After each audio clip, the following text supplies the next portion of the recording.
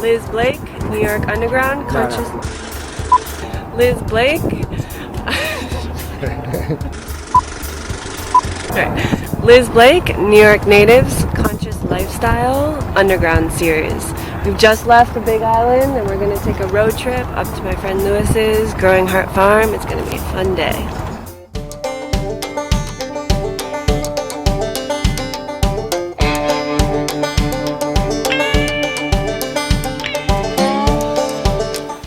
Welcome to Growing Heart Farm.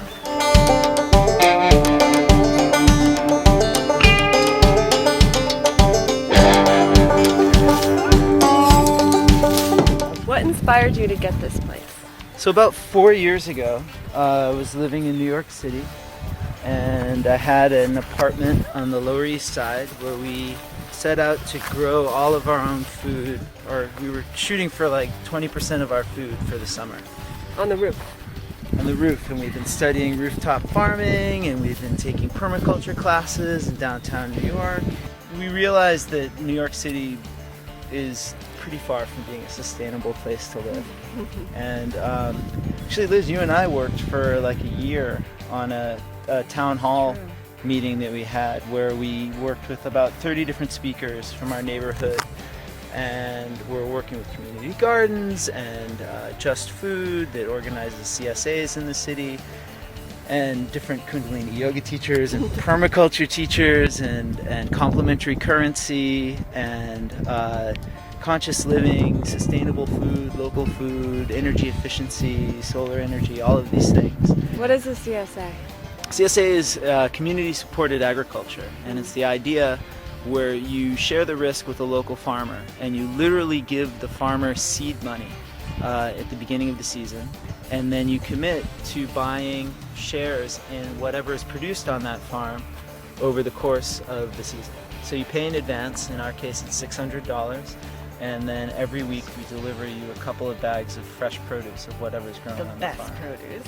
When you're not here at Growing Heart Farm, loving up the earth, what do you do? I guess you could say I'm a media professional. I do a lot of different things.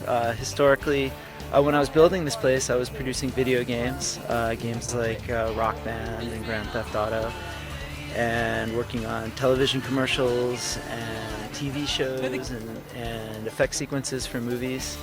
And now I actually work for a San Francisco startup, so I'm actually 1 week out of the month in San Francisco, working on advanced video game technology. Right? Yeah. Tell us about this. What is this? This is amazing. I mean, generally solar energy it's a big investment up front. It's actually cheaper, or as cheap as regular energy now, by the time you factor in the government subsidies. So this is actually a lease from a new company called Solar City, and I basically pay them in advance for 20 years of solar electricity, and they're like my power company. Okay. Yeah, so this is our greenhouse. This is actually a permaculture idea here. This is the south-facing edge of the house. We just took half a greenhouse and modified it, and actually attached it to the house. And then the wood-burning stove I mentioned earlier, we put a large one in the basement.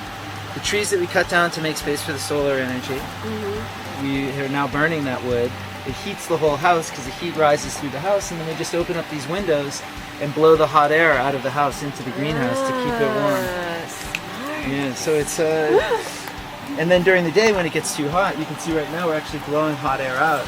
Wow. When it's cooler, we just turn the fans around and we take the solar energy from the greenhouse and pull it into the house to heat up the house. Not have to burn any wood during the day. So this is where all the plants get started. This is going to be an eggplant, many eggplants. Sure.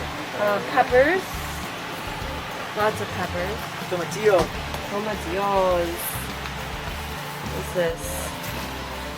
Ground cherries. Oh, I love those. We do love ground cherries, but these are more tomatoes. What's this? Tomatoes, these look great. Yeah, so everything gets started in here in March, really. There's not enough light in February to really grow, and then everything gets transplanted this time of year. In another week, this should be empty in here.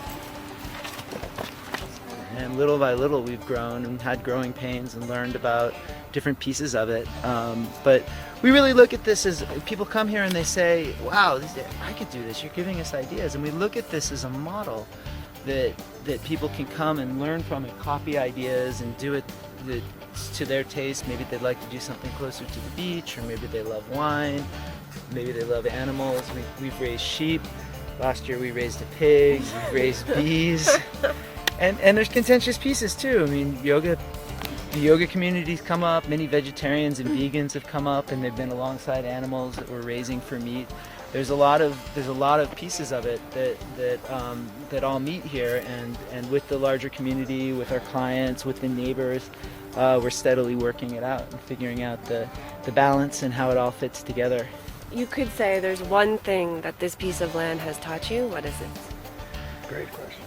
If there's one thing that this piece of land has taught me, is that it's really hard, and that when you realize what it really takes to go back to the land or grow your own food or be sustainable or live naturally, that working 80 hours at a desk is really not that hard compared to what it really takes to grow food and plant food and be a farmer, weed, make sure things are watered, fight off animals, pests, molds, all of it. It's incredibly hard to farm. And it's also, I think, greatly taught the importance of us all working together and really relying on the people in your community and asking for help, because projects like this really rely on a lot of people. And it's endless work, as people say, and we all have a lot to learn. And everyone who I'm seeing who's come up has really been able to connect and take something away and take a different piece from it. And it's different for everyone. Yes. We're all in it together. We are indeed all in it together.